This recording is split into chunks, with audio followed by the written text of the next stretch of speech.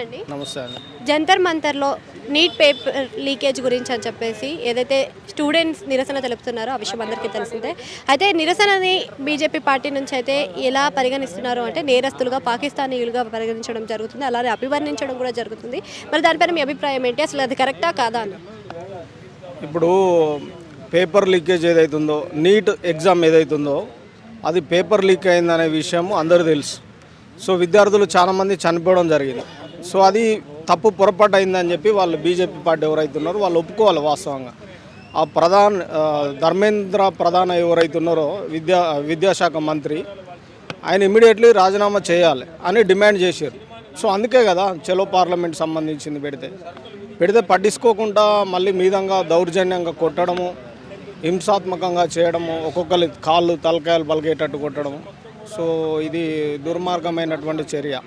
అంటే ఒక రాజీనామా కోసం వీళ్ళు ఇంతగానం రాజీ పడట్లేదు. ఒక సైడ్ నుంచి సెలబ్రిటీలు వస్తున్నారు, రాహుల్ గాంధీ కూడా నిరసన తెలపడం జరుగుతుంది. మరి ఇది పొలిటికల్ వేగా వెళ్తుందా, లేకపోతే నిజంగా నిజాయితీగా స్టూడెంట్స్కి న్యాయం జరుగుతుందంటారా? నేను ఏమంటున్నంటే రాహుల్ గాంధీ ఎవరి కోసం వచ్చిండు? విద్యార్థులు నీట్ పరీక్ష ఏదైతే ప్రశ్నపత్రం ఉందో అది లీకేజ్ సంబంధించింది, అది వాస్తవమే. మీరు రాజీనామా చేయండి, ఈ విషయంలో పార్లమెంట్లో చర్చ జరగాలి. సో వీటికి సంబంధించింది మాట్లాడాలని చెప్పారు. సో వాళ్ళు ఒప్పుకున్నారు కొన్నిటి కండిషన్స్. మరి రాజీనామా విషయం మాత్రం మేము ఒప్పుకోలేదు. ఇమ్మీడియట్లీ ఏం చేశారు, తీసుకొని పోయి రాహుల్ గాంధీని కూడా గుంజుకొని పోయారు. ఆయన ముక్కులో బ్లడ్ వెళ్ళేటట్టు కొట్టారు. అంటే కాంగ్రెస్ పార్టీ మాట్లాడొద్దు అన్నది ఉద్దేశమా ఏందన్నట్టు వీళ్ళ ఉద్దేశం బీజేపీది.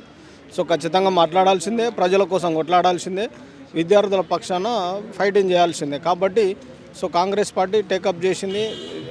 కాక్రోచ్ పార్టీ ఏదైతే జనతా కాక్రోచ్ సీజేపీ పార్టీకి వాళ్ళు చేసిన ఉద్యమానికి సపోర్టెడ్గా వచ్చారు. ఆయన ఒక్కరే కాదు, ముఖ్యమంత్రులు డీకే శివకుమారు, వీళ్ళు, సో ప్రియాంకగా చాలా మంది వచ్చారు. కాబట్టి అట్లా జరగడం జరిగింది.